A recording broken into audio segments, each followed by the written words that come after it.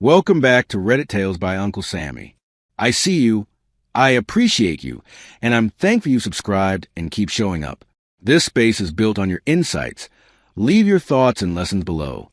Now cue the tension, cue the truth, let's get into it. Before this story starts, there is one detail I want you to listen for.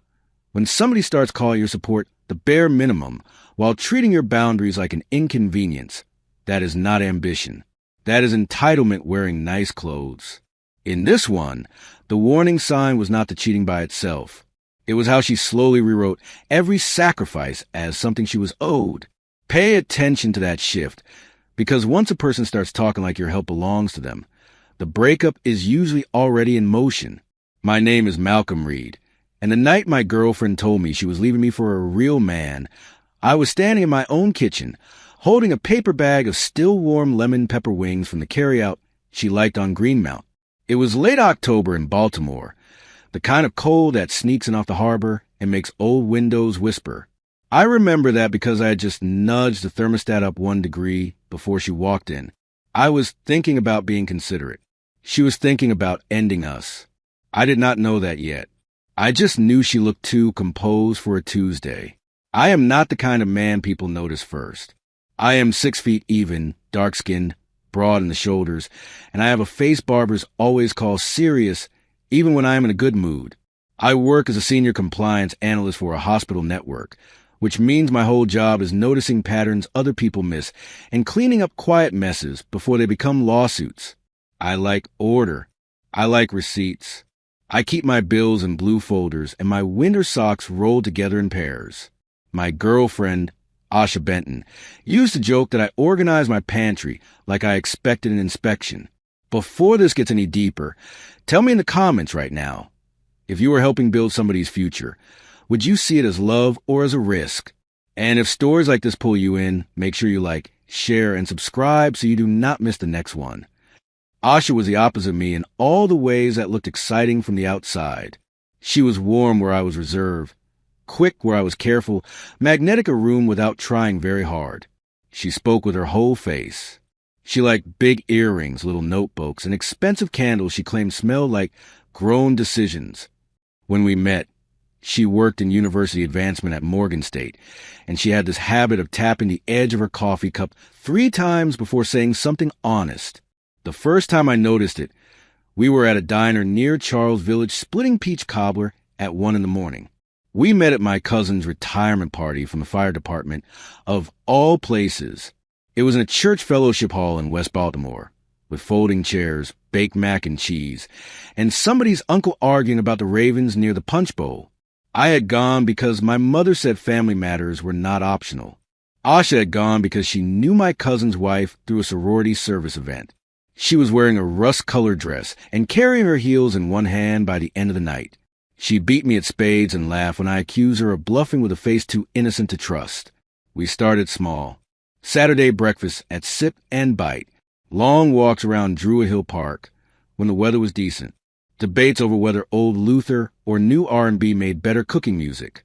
She liked scrambled eggs cooked hard. I thought that was a little tragic, but I kept that opinion to myself. By month 4, she had a drawer at my row house in Reservoir Hill. By month 9, she had a key. I did not rush it. She did. She said I felt solid, and at 36, solid sounded better to me than exciting. Exciting had already cost me enough in earlier years. She told me she wanted an MBA a year into our relationship. We were at a quiet Ethiopian restaurant off North Avenue, and she slid her phone across the table to show me a spreadsheet called Exit Velocity. That was her phrase for everything back then. Exit Velocity. She wanted out of fundraising, out of taking notes in meetings where other people got credit, out of renting apartments within walls and laundry in the basement. She wanted strategy, executive titles, boardrooms. I respected that. I admired it, actually. My own mother had worked 30 years at the post office with feet that ached every winter. Ambition did not scare me. What I missed was the edge in it. Asha did not talk about learning. She talked about arriving. She wanted a top program in Chicago, D.C., or New York. She wanted the network, the new circles, the language of power. I am tired of always being adjacent to people making decisions, she said, stabbing a collard green with more force than necessary. I want to be in a room where the room gets picked. I laughed because the sentence was dramatic, and she grinned. But underneath that grin was hunger sharp enough to cut with. I mistook it for drive. Sometimes those are cousins, not twins. I made my first decision right there. I could have told her the truth, which was that I believed in her, but did not think I should bankroll a dream that expensive unless we had clearer terms. Instead, I said I would help. Not because she begged. She did not. She just looked tired, and I knew what student debt had done to my older sister's life. I told myself this was what building together looked like.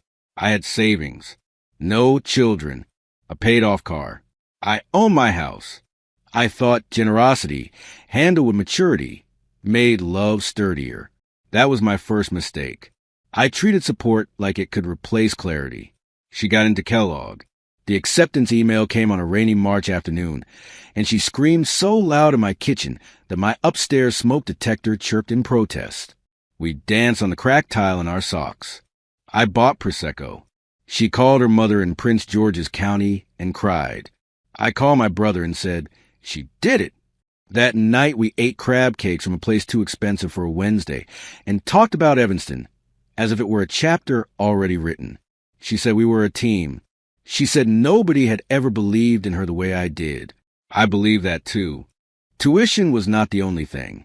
That is what people do not understand when they hear a story like this and imagine one dramatic check. Support is usually a web. I covered the tuition gap after scholarships. I paid a deposit on her apartment near campus because Chicago landlords wanted money like they were auctioning the keys. I added her as an authorized user on one of my cards for emergencies. I kept paying her car note because a Honda was still in both our names from when her credit had been shaky. I told myself these were temporary bridges. Bridges feel noble until somebody starts building a palace on top of them. The first semester was hard, but hopeful. She called me from the library with her voice lowered to a whisper, talking about operations models, recruiting dinners, classmates who had worked in consulting and private equity and acted like they had invented confidence. I visited twice before Thanksgiving. Evanston felt clean and windy and expensive. On one trip, we walked by the lake in coats too thin for the weather, and she tucked her arm in mine and said, "When I graduate, I'm going to make all of this worth it." I believed her because I wanted to. Belief can be a kind of vanity. There were warning signs even then, not dramatic ones. Little things. She started correcting my phrasing when I talked about work, as if my hospital job suddenly sounded provincial beside her new world. She laughed at my winter coat and said I dressed like a responsible uncle. She wanted me to come to a mixer, and then spent most of it floating toward people with startup ideas and polished teeth. When I told her one guy seemed full of himself, she shrugged and said, "At least he has presence." That word sat with me all night. Presence. I knew what she meant, and I knew I did not fit it. By January, her schedule had become a wall. Everything was recruiting, travel, dinners, conferences, just one more networking thing. She no longer called at night unless she was in an Uber between places. I learned to track her mood by the quality of her pauses. When she was warm, she asked about my mother's blood pressure or whether I had fixed the loose banister in the front hall. When she was distant, she said my name like a reminder. I started checking the weather in Chicago before I checked my own. That is how love can make a fool out of a grown man, without him noticing. One Saturday in February, I took the early Southwest flight to Midway because she had sounded wrung out all week, and I thought surprising her with groceries and homemade turkey chili would feel like care. I made my second important decision that morning. I could have texted first. I could have announced myself and spared both of us the scene that followed. Instead, I wanted to believe I was still welcome enough not to need permission. I took the train north, lugging a duffel bag and a plastic container wrapped in 2 grocery sacks, and let myself into the apartment with the key she told me to keep. I heard her laughing before I saw her. It was not the laugh itself that stopped me in the doorway. It was how easy it sounded, how unguarded. Asha was at the small kitchen island in leggings and one of my old college sweatshirts, though she had rolled the sleeves up to make it look stylish. Across from her stood a man I had never seen, tall and smooth-skinned. with a camel coat fold over one arm and the relaxed posture of someone already certain he belonged. He was slicing limes with my knife. My knife, in the apartment I had paid to secure. She turned first and nearly dropped her glass. "Malcolm?" She said my name like a child caught reaching for a hot pan. The man looked at me, then at her, then gave a small smile that had too much rehearsal in it. "You must be Malcolm," he said. "I'm Andre." No last name. Just Andre, as if I was expected to know the rest. I set the chili down on the counter more carefully than I felt. "Looks like you all are settled in," I said. Asha rushed into motion, talking too fast about project teams and classmates, and stopping by before a study dinner. Andre Hall, I later learned, was from Detroit, 39, formerly in brand strategy, currently started what he called a culture-forward luxury logistics company, which I still think means he knew how to talk around empty space. He had a barber-cut beard, a watch that flashed without being tacky, and a voice trained to sound amused even when he was insulting somebody. That first day, he kept smiling at me like we were two reasonable men in an awkward but manageable misunderstanding. I hated him on sight for that, not because he was there, because he acted as if my confusion was a detail to be managed. After he left, Asha snapped before I even asked a question. "You cannot just pop up on me like that," she said, arms folded, one hand gripping her own elbow.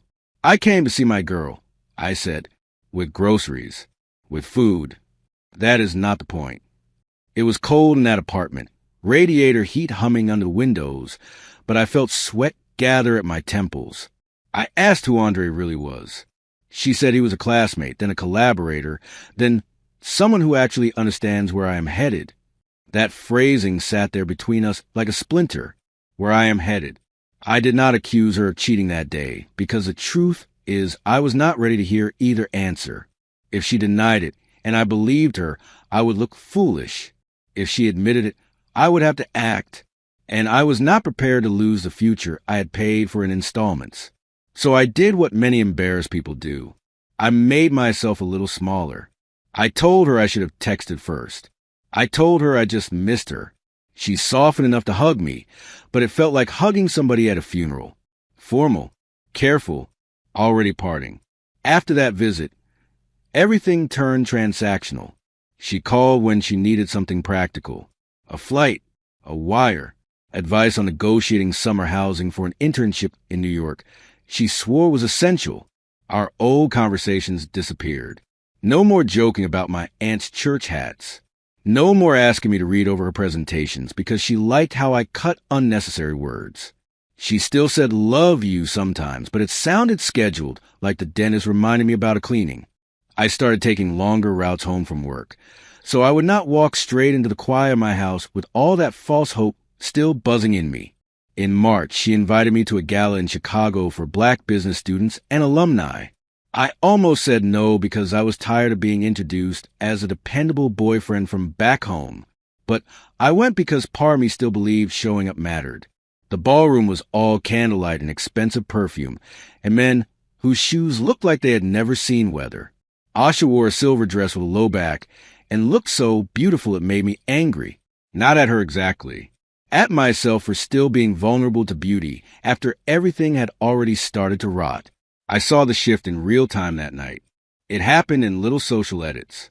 She introduced Andre to everybody with stories. She introduced me with credentials. This is Malcolm. He works in healthcare compliance. That was true, but stripped of all the things that made me a person. Andre got laughter. I got bullet points. Then near the bar, I heard her tell a woman from a consulting firm, Malcolm is sweet, but he thinks security is the same as leadership. She said it lightly, almost smiling. The woman laughed into her wine. Asha did not know I heard. I stood there holding club soda like a fool. The actual breakup came 2 weeks later in Baltimore in my kitchen, with the lemon pepper wings cooling through the bag. She had flown down for what she called an honest conversation. That phrase should have warned me. Honest conversations rarely come with a carry-on. She sat on the stool by the counter, crossed one leg over the other, and looked around my kitchen like she was already remembering it from a distance. I do not want to drag this out, she said.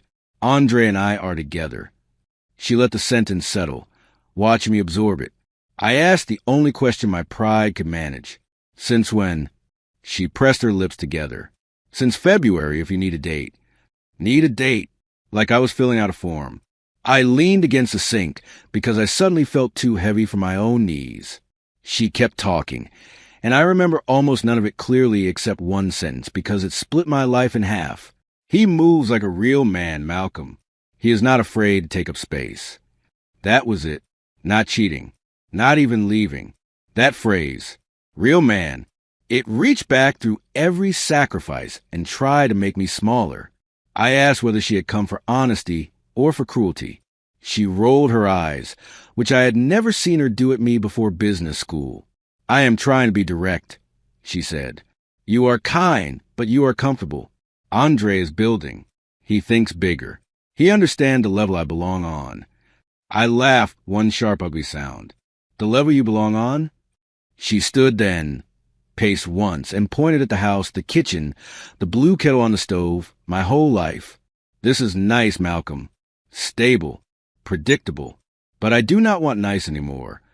There is a particular humiliation in standing in a home you work for while somebody explains why it is beneath them. I looked at the backsplash tile we had picked together and remembered how proud she had been of the brass cabinet pulls, how she said the place finally felt like grown people live here. Now it was suddenly too small for her dreams. So what happens next? I asked. She answered quickly, like she had rehearsed this part. She would stay in Chicago through finals. She needed continued help with tuition because she was too close to the finish line to stop now, and the car arrangement should remain unchanged. I stared at her. You expect me to keep funding this? She blinked as if I had asked something childish. You committed to my degree, Malcolm. I committed to us. Do not do that, she snapped. Do not act like my education was only worth supporting if I stayed your girlfriend. There are arguments that sound strong because they borrow the language of principle. This was one of them. For one dangerous second, I almost folded. Then she added, softer and somehow worse. Andre says men who really provide do not get emotional about investments once they have made them. That sentence saved me. I think about that often. Not because it was the cruelest thing she said, though it was close, but because it made the structure plain. This was no longer heartbreak. It was extraction. She wanted the old benefits and the new man. She wanted my money without my place in her life. I remember setting the wing bag down and smoothing the top flat with both hands, so I would not throw it across the room. No, I said, just that. One word. She frowned, as if she had not heard correctly. No, not one more payment. She laughed first, a quick, disbelieving sound. Then her voice sharpened. Do not be petty. This is not petty. This is over. I pulled my phone out right there and opened the card app. I removed her as an authorized user while she was still speaking. She stepped toward me. Malcolm, are you serious? I canceled the auto transfer I had set for her rent support. Then I opened the insurance app and removed her from the policy renewal that was due in 6 days. My hands were steady. That surprised me. Pain was moving through me. But underneath it, something cleaner had arrived. You cannot do this overnight, she said. I absolutely can. I told her I would pay off the current month's car note, since it was already pending. But after that, she needed to refinance or surrender the Honda. I told her I would email her the dates and documentation. She stared at me like I had changed species. So this is who you are? She asked. I almost told her no. This is who you forced me to become. But that would have been too generous. Instead, I said, this is who I am when somebody mistakes kindness for obligation. She tried anger, then tears, then contempt. It was like watching weather roll through fast. She said Andre had been right about me, that I was threatened by bigger energy. She said I wanted a woman who stayed manageable. She said I would regret showing my true colors. I let her talk until she ran out of performance. Then I asked for my house key. She actually looked offended. You do not trust me? Not anymore. She took it off her ring and slapped it onto the counter. The metal skidded and stopped near the fruit bowl. That little sound stays with me even now. She left with her carry-on and did not touch the wings. After the door shut, I stood in my kitchen and looked at the key for maybe 5 full minutes. Then I sat at the table and did something I had not done in years. I cried with my face in both hands, shoulders shaking, not because I want her back, but because shame is heavy. I felt old, used, ordinary. I kept hearing real man in her voice. My father used to say that people reach for your identity when they cannot justify their behavior. I knew that. Knowing it did not stop it from hurting. The next morning, I went to work anyway. Hospitals do not pause because your personal life catches fire. I reviewed vendor contracts, sent a 3-page memo, and answered 2 calls about audit language. At lunch, I went out to the loading dock with my coffee because I could not bear small talk in the break room. Then I did the practical things grief hates and respects. I called the bank. I called the insurance company. I emailed the car lender. I forwarded documentation to Asha in one clean message with bullet points, deadlines, and no emotional language. Administrative mercy has limits. So does mine. Andre called me 3 days later from a Chicago number I did not recognize. That annoyed me immediately. Men like him never think silence applies to them. He opened with that velvet tone people use when they think they can smooth over insult by sounding calm. Malcolm, I think we got off on the wrong foot. I told him we had never been on a foot together. He chuckled like I had given him a clever line. Then he said Asha was under enormous pressure, that pulling support mid-program was short-sighted, that maybe we should think man-to-man about preserving her momentum. I asked him one question. If you were the real man in the room, why are you on my phone asking me to finance your girlfriend? He went quiet for half a breath. That was enough. Then he shifted into strategy, talking about liquidity, a seed round, deals closing soon, temporary constraints. I had heard versions of this language in every sector of American life. It always meant the same thing. The image came first, the money was somewhere else. I told him he had chosen his role. Provider was part of the costume. He should wear it fully. Then I hung up before he could repair his dignity. The unraveling did not happen all at once. It happened the way real consequences do, through dates on calendars and systems that do not care about your self-image. Her card stopped working at a hotel in Manhattan during a recruiting trip. The leasing office in Chicago emailed about unpaid rent. The lender declined her request to modify the car loan without a stronger cosigner.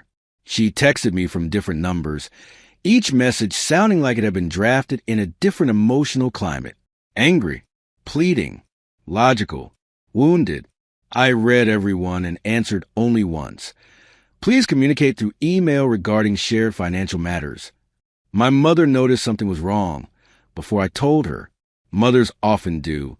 She came by on a Sunday after church with salmon croquettes and a pound cake wrapped in foil. I was in the backyard trying to sand and repaint an old porch chair because working with my hands kept me from calling Asha.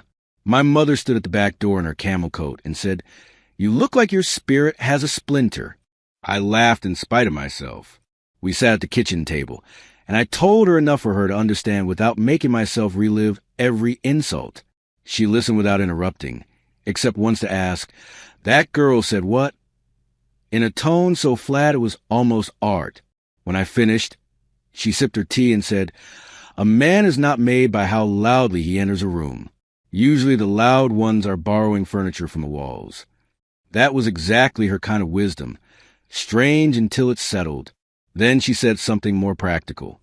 Do not rescue somebody from the consequences of a choice they made looking you in the face. I wrote that sentence on an index card later and kept it in my wallet for months. Asha came down to Baltimore in May to collect the last of her things. I almost left the boxes on the porch, but in the end I stacked them in the front hall because I was raised with a minimum standard. She arrived in a rideshare, not the Honda, wearing sunglasses too big for a cloudy day. She looked thinner, tighter around the mouth, not broken, just strained. I could tell before she said a word that the luxury version of her new life had encountered actual billing cycles. She stepped inside and glanced around like the house might accuse her first. She did not apologize. Not then. Instead, she went straight to injured dignity. "You embarrass me," she said while lifting a box of winter boots. "With who?" I asked. "The landlord? The bank? Your classmates?" She set the box down and took off the sunglasses. Her eyes were red around the edges, but not from crying in front of me. "You knew I was counting on that support." "Yes," I said, "the same way you knew I was counting on honesty." She looked away at the staircase, at the framed black and white photo of my grandparents, anywhere but my face. We ended up in the front room, because neither of us seemed willing to leave first. Rain ticked against the windows. A city bus exhaled at the corner. She said Andre was figuring some things out. I did not ask what. She volunteered anyway, as if she needed the record corrected. He had promised investor money that had not landed. He had talked like certainty and planned like vibes. She had used that phrase once to mock one of my cousins, and hearing it from her now nearly made me smile. "So he is not paying the tuition," I said. She folded her arms. "No." "And the apartment?" She hesitated. "I moved." "Where?" She gave a little bitter laugh. "Do you want a zip code too?" I said nothing. After a moment, she admitted she was subletting a room from another student in Rogers Park and taking the train farther than she liked because the place near campus was gone. Luxury life overnight. That was the piece most people would focus on, I guess. The nicer apartment, the dinners, the confidence of never checking a total before you tap your card. But standing there, I realized the deeper loss for her was not comfort. It was the illusion of elevation. She asked then, in a voice much smaller than the one she had used in my kitchen weeks before, whether I would reconsider just the final tuition installment. "It is one payment," she said. "One. I can carry the rest later." I thought about it longer than I should have. That was my third decision point, and maybe the most important. I could have paid to prove I was better than the way she treated me. People love that kind of morality in stories. But real life is not a contest in sainthood. I told her no, not because I hated her, because the lesson was already late. She nodded once, sharp and embarrassed, like she had expected refusal, but still hoped shame might do what logic could not. Then she said the one thing that almost moved me. "I did love you." I believe she meant it, too.